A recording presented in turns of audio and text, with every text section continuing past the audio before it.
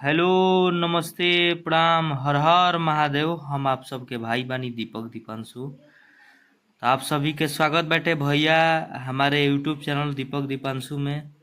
तो रउआ लोग कैसन बानी?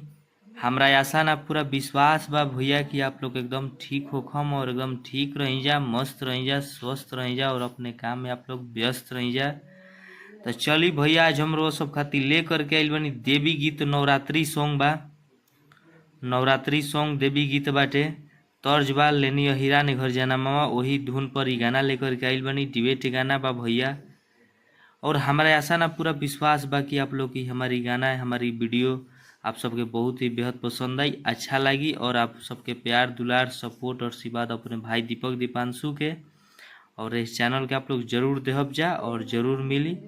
तो चलिए भैया, जे भी भाई अभी तक ले हमारे चैनल के सब्सक्राइब नहीं कीजिए पहले, प्लीज़ आप लोग सब्सक्राइब करके बेल आइकन प्रेस कर ली, ताकि जो भी वीडियो लेकर के आई नोटिफिकेशन आप सबके पास पहुंचे, ताकि आप सब उस वीडियो को देख सकी जा, सुन सकी जा।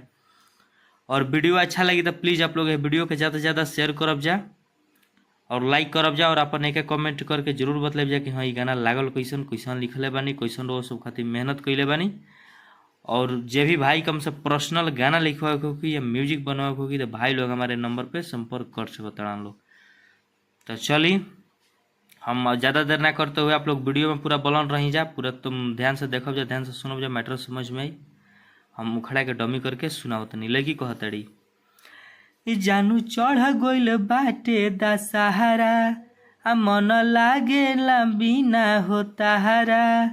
जानू चढ़ गइल बाटे दशहरा, मन लागे न बिना हो ताहरा। भूलल नइखे कबो न भूलब, का कहीं बानी मजबूर। तो लइका कहता ने अरे कि सथावे में सोचनी चढ़ाइब चुनरिया, सोचनी कि संग ही चढ़ाइब चुनरिया। दशहरे में नीलवा देली हतूर, आ के ताना सुनाई माई हम दुखावा। जान छोड़ी चली गइली हो दूर, आ सोचनी कि संग ही चढ़ाइब चुनरिया।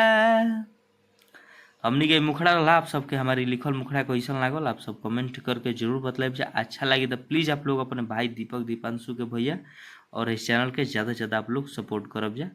चलिए नेक्स्ट सॉन्ग के लिए टाटा बाय बाय। जय हिंद, जय भारत, जय भोजपुरिया समाज, जय हो माई सरस्वती।